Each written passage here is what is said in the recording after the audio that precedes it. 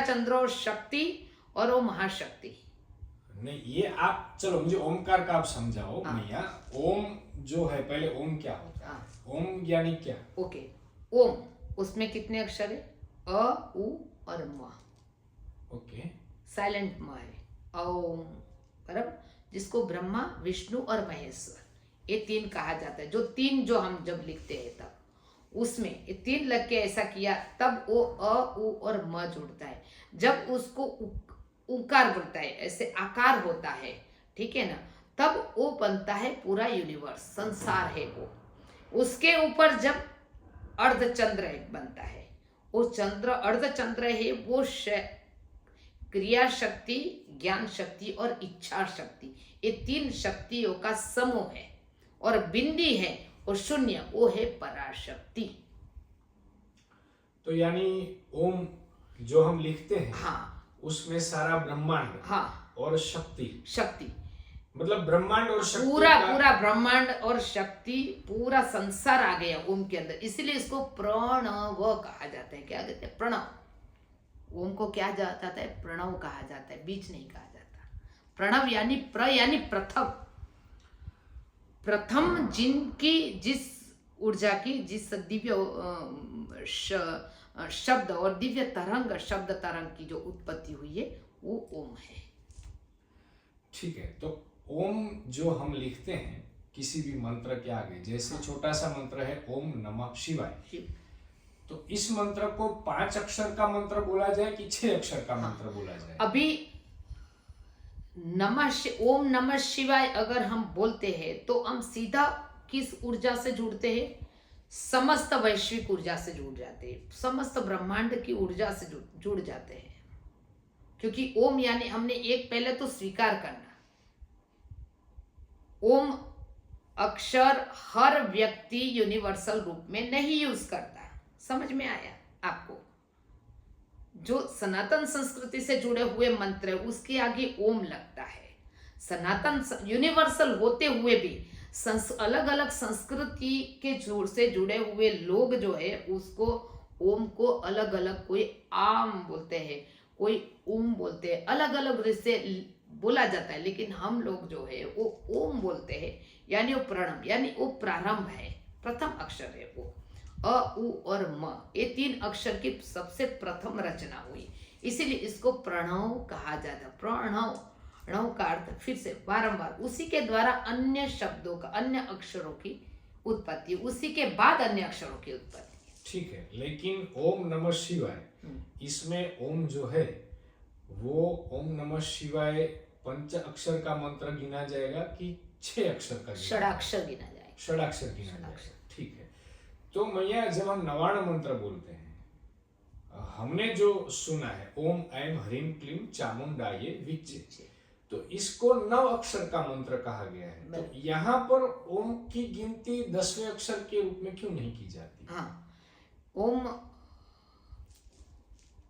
ओम जो है वो बीज के साथ, जब ओम मंत्र आ जाता है बीज के साथ, तब उसकी वो बीजाक्षर के साथ में गणतरी हो गई। आइम ह्रीम क्लीम, ये क्या है? बीज है। तो बीज के साथ नवाण मंत्र में वास्तविक में जोड़ा जाए तो जो नवाण मंत्र यानी 9 अक्षर से बना हुआ मंत्र, वहां 3 बीज है और आगे शक्ति जुड़ी हुई है।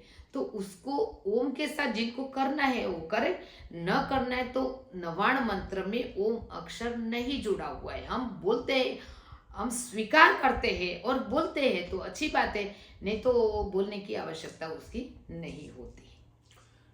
हाँ, ये हुआ कि चॉइस हो गई, मैं ओम ऐम ह्रीम क्लीम चामुंडाये विच्चे बोलूं, या मैं ऐम ह्रीम क्लीम चामुंडाये विच्चे बोलूं। वो नवाण मंत्र ही होगा। हाँ, लेकिन मेरा प्रश्न अभी भी वही खड़ा है कि नवाण मंत्र में ओम की गिनती अक्षरों की गिनती में होगी कि नहीं होगी? नहीं होगी।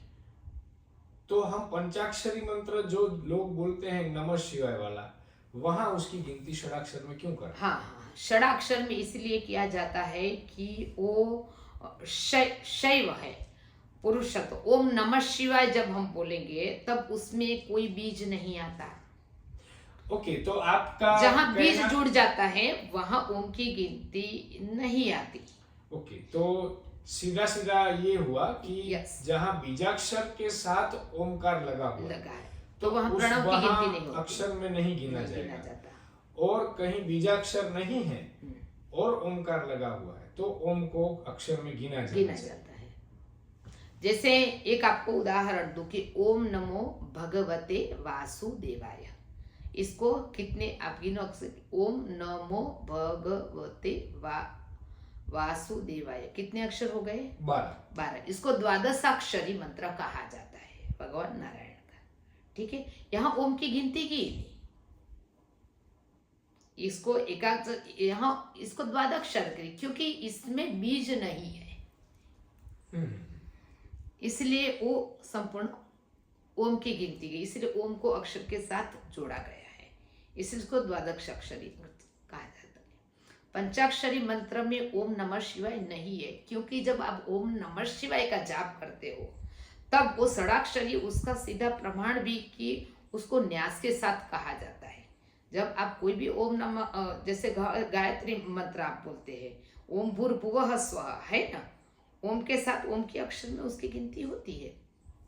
तो उसी तरह से जब आप षडाक्षरी मंत्र की साधना करते हो तो आपको न्यास वगैरह का नियम के साथ करना पड़ता है, लेकिन नमः शिवाय करते हो खाली नमः शिवाय, पंचाक्षरी भी उसे कहा जाता है और षडाक्षरी भी कहा जाता है।